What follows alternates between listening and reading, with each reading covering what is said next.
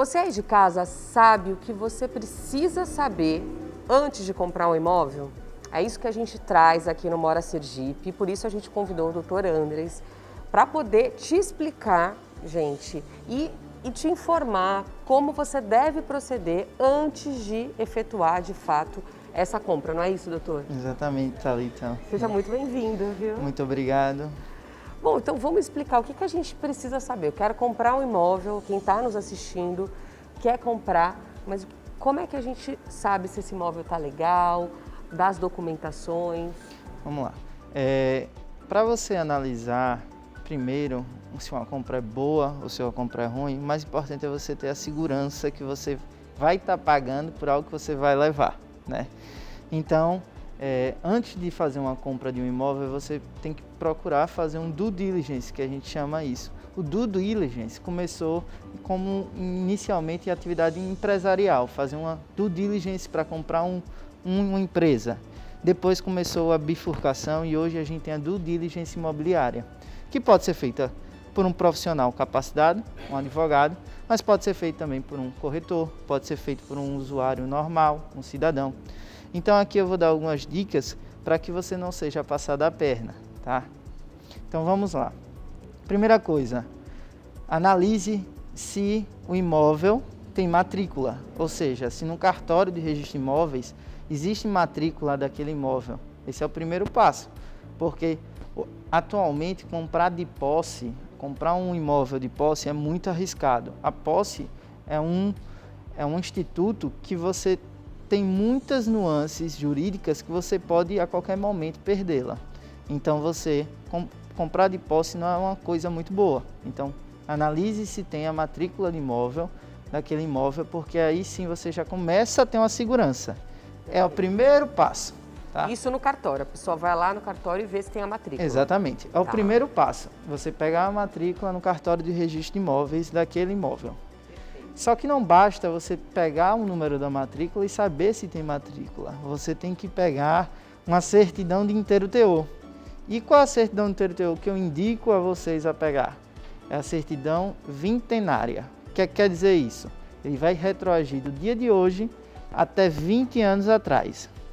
Por quê? Porque você precisa analisar a cadeia dominial, ou seja, a cadeia de quem são os proprietários. Então você vai analisar quem foi o proprietário há 20 anos atrás até hoje. E o uso capião é o máximo de 20 anos, então o prazo máximo é 20 anos, por isso que a gente vai até 20. Porque se existisse o uso capião de 30 anos, a gente precisaria de uma certidão trintenária. Mas a 20 hoje é excelente. Então você começa pegando essas daí, é o primeiro passo. Depois ainda temos outros documentos muito importantes, como a certidão de ônus reais, que você pode pegar também no próprio cartório de registro de imóveis. Você tem que pegar a guia de TBI paga. Você tem que ir na prefeitura analisar toda essa situação também, se tem IPTU em aberto. Você tem que levantar também documentos do vendedor, como a certidão de protesto dele, certidões de ações judiciais, a certidão também se tem o habite-se da obra. Então, uma série de documentos aqui. Óbvio, quando a gente faz com um escritório especializado em imobiliário, a gente tem toda uma correlação, que são mais de 40 documentos, mas alguns, e os mais importantes eu já disse aqui, tá? Então, você olhando e analisando isso você já vai ter um pouco mais de segurança jurídica. Mas antes, até para a gente prosseguir, doutor, eu quero saber o seguinte. Essa pessoa, né, que está nos assistindo, o nosso telespectador, que também está aí na busca do sonho da casa própria, que quer comprar, com todas essas dicas que você deu, tudo isso a gente faz. Como é que eu vou no cartório e peço isso, essa certidão de 20 anos atrás? Isso é pago? Isso demora quanto tempo? Até para a gente poder informar. Pronto, vamos lá. É pago, sim. Você vai ter que... Aqui em Sergipe, isso é pago. Tá? Existem cartórios, porque são regidos por outros códigos de normas de outros estados, que não precisa pagar, mas nesse caso você paga. E aí você vai abrir um protocolo lá, certificando que quer uma certidão vintenária. E eles vão passar um preço que depende de estado por estado, tem sua tabela. Então é só pedir a certidão vintenária, eles vão te entregar a certidão vintenária com toda a relação da cadeia de proprietários dos 20 anos. É uma guiazinha, vocês podem pedir, na maioria das vezes, até mesmo pelo próprio WhatsApp, que a maioria dos cartórios tem o WhatsApp, pede pelo WhatsApp, pede um número de protocolo e isso vai ser muito bom.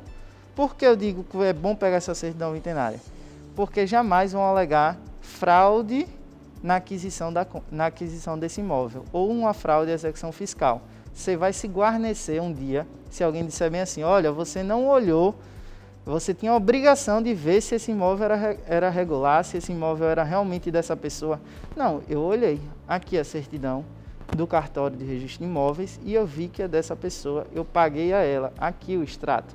Então tá muito bem claro e isso vai ser muito bom e é tranquilo fazer, isso não é muito difícil não.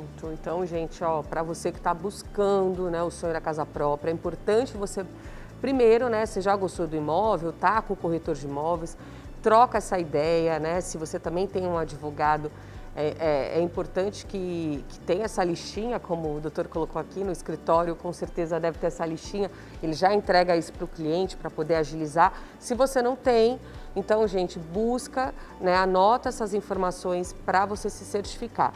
E aí a gente estava conversando, né, doutor, você estava me falando dos imóveis irregulares, até para você entender o que seria um imóvel irregular. Exatamente.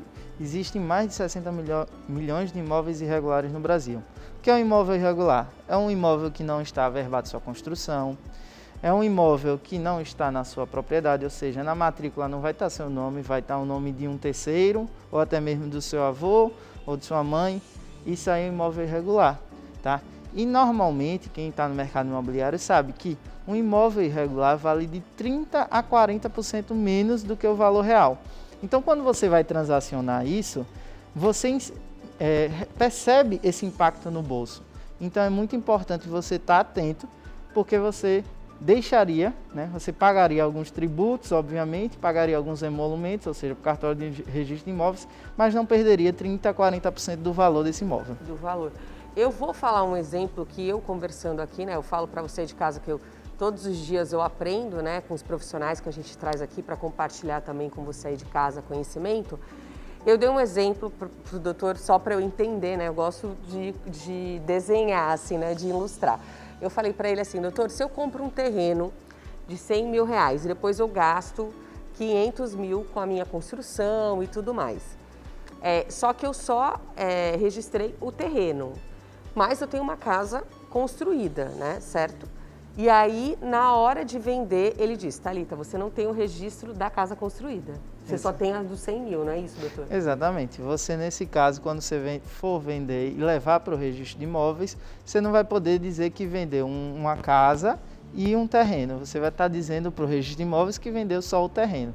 Então, você tem que regularizar antes, ou seja, averbar a construção, para depois dizer que vendeu tudo, porque senão a pessoa vai parecer para o mundo jurídico, e isso eu digo para todos, para o mundo jurídico e para o mundo atual, porque o registro de imóveis é o que dá publicidade dos atos registrais e a publicidade dos imóveis, vai mostrar para o pessoal que parece que a pessoa comprou só um terreno, em vez de estar comprando um terreno e a construção. Exatamente, não, gente, então fica a dica que precisa regularizar. Então, comprou o terreno, tem isso, registrar. E depois a construção também, para não ter problemas futuros na hora de vender, né, doutor, e tudo mais. E uma outra coisa, eu quero até voltar, porque eu lembrei agora, e eu acho importante, porque a gente sempre está falando aqui, né, a gente sabe que a Caixa está sempre também com leilões, tem apartamentos adjudicados que retornaram para o banco, né, às vezes a pessoa não conseguiu dar continuidade com o seu financiamento, então voltou esse apartamento. E aí tem muitas oportunidades, a gente sabe que quando retoma esses apartamentos e aí acontece esse leilão, apartamentos que custaram 600 mil, às vezes você consegue comprar por 200 mil, 100 mil. Como é que eu devo proceder? Se eu vou lá, aceito, compro esse imóvel, doutor, como é que eu... Nos casos de leilões judiciais ou extrajudiciais, tá? Que a gente chama extrajudicial porque não precisou de um processo. Você tem que ficar mais atento ainda a todo esse due diligence, porque é uma grande possibilidade de acontecer algum problema que pode impactar no futuro. Por exemplo, vamos lá, quando você vai comprar um imóvel desse, você primeiramente tem que ler atentamente ao edital. Cada palavra faz muita diferença. Já vi clientes meus não leu o edital, E por causa de uma palavra chamada no propriedade, ele comprou um imóvel que não pode usufruir. Ou seja, pagou barato, mas não usufrui do terreno, porque o usufruto está sendo de outra pessoa. Então tem que ficar atento a cada palavra do edital. Segundo, analisar atentamente todo o procedimento, seja judicial ou extrajudicial. Isso sim, existem cursos, basicamente, com relação a isso, a como comprar de leilão de imóvel. Isso está um boom no mercado, porque muita gente perdeu imóveis. Então, existem cursos sobre isso. E aí você tem que analisar todo o procedimento judicial, se for um processo judicial. Então, você tem até que pegar uma certidão, quando a pessoa for analisar se você vai comprar um imóvel, você tem que pegar uma certidão para ver se aquela pessoa que é proprietária, que está perdendo o imóvel, se está tendo alguma ação, porque às vezes ela entra com ação de anulação ou anulidade daquele leilão.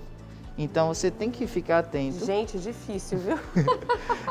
As coisas não são tão simples como parece, mas sem querer problematizar, que também existem muitas oportunidades boas nesse mercado. Então, o que mais importa é que você fique atento, pegue as certidões corretas, analise adequadamente, procure um profissional adequado, seja um advogado ou seja um corretor experiente, tá? Eu sempre digo, o corretor tem o seu papel, o advogado tem seu papel. Os dois são muito importantes para o mercado. Porém, a gente estuda mais as leis, né? O mercado mesmo quem estuda é o corretor. Tem muita oportunidade boa, como o doutor colocou aqui, mas é importante que você leia esse edital, é importante que você tenha um profissional ali para poder te orientar, para poder ver toda essa documentação, senão você faz uma compra e depois arruma um problema, né? Uma compra com problema. E não é isso que a gente quer, né? Bom, doutor, super obrigada por todas as informações, por compartilhar conhecimento, trazer novidades desse mercado que a gente adora. E seja muito bem-vindo, volte sempre. Agradeço demais a oportunidade, agradeço a Amora Sergipe de estar aqui e poder levar conhecimento para todos vocês. Então até mais. Obrigado.